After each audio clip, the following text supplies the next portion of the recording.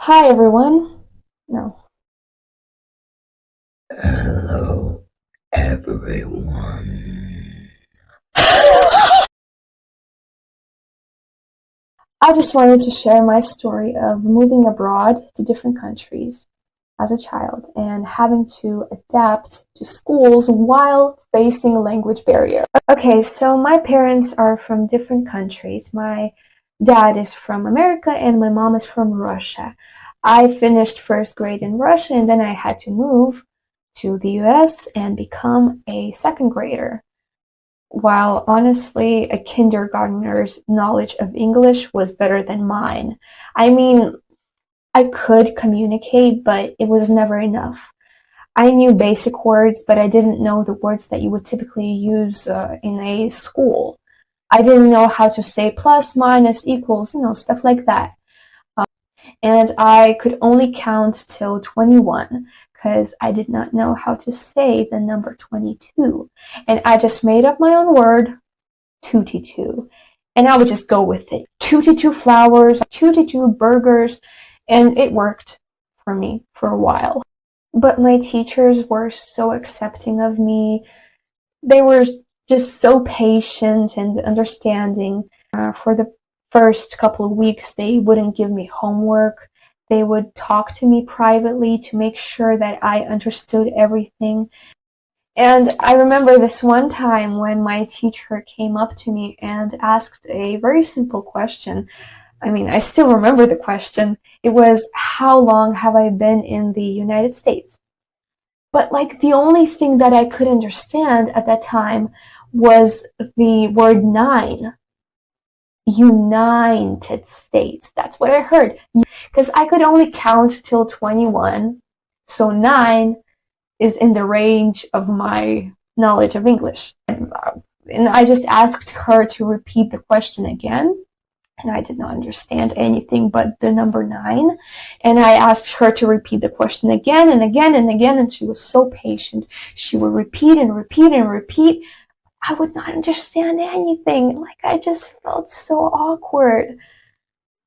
And then eventually she just gave up and, went the other way. And I talk about this with a smile on my face, but honestly, it was so hard. That's full on trauma right there at 8 years old. I know it sounds weird, but that's so true. Because, like, I was always the best student in my class. Like, in first grade, I was so confident. It's like, where did this confidence go? I remember this feeling so vividly.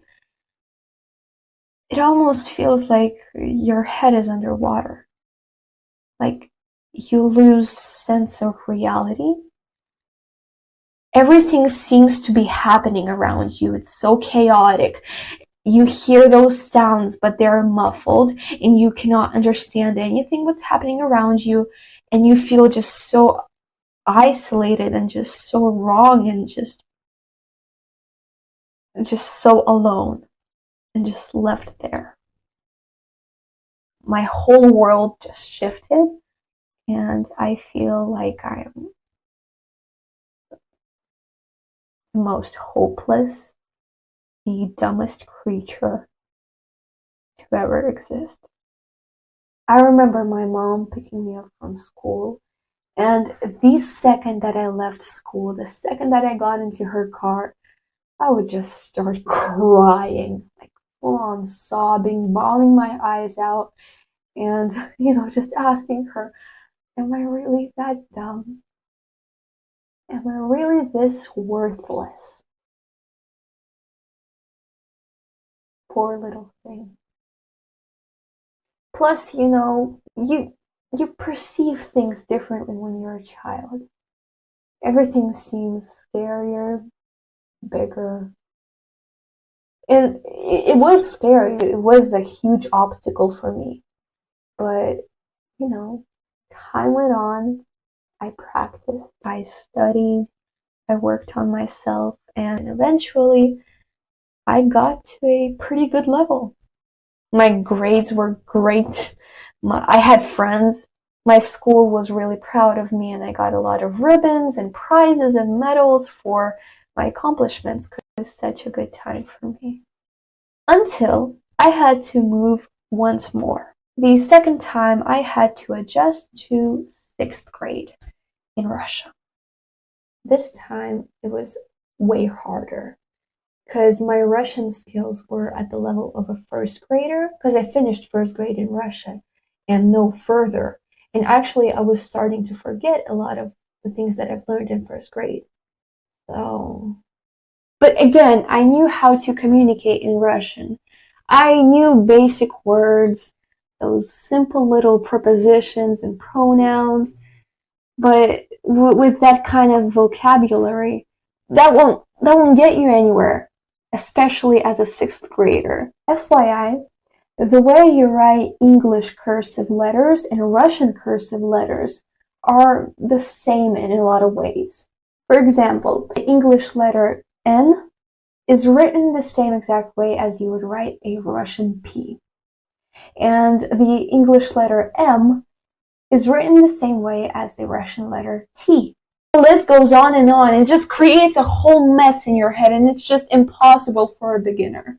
And because of that, my textbooks were always full of scribbles and pen marks and just trying to cross out all of the mistakes, all of the misspellings, all of that mess. And it was just, my textbooks were never clean.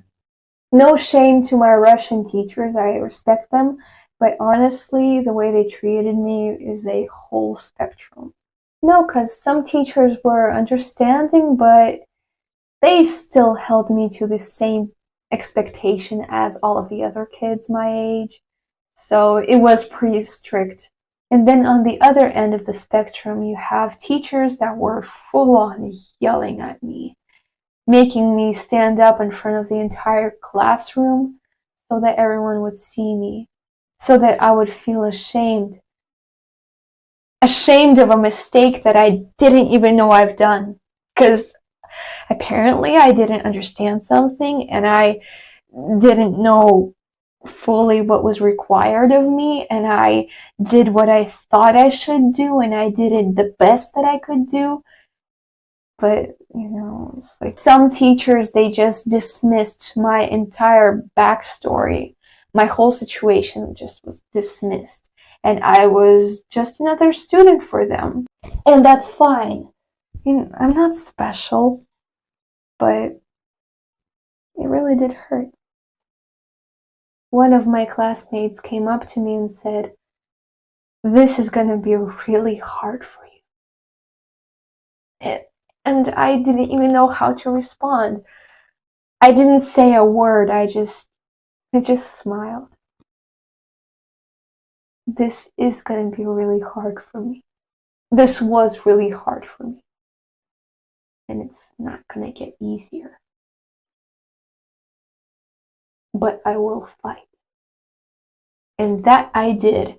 I practiced, I worked on myself, I struggled, it took time, but eventually it got to the point where my classmates were asking me for help on their Russian homework, on their Russian tests, exams, and everything basically. Insane. And guess who got the best result on their Russian finals exam?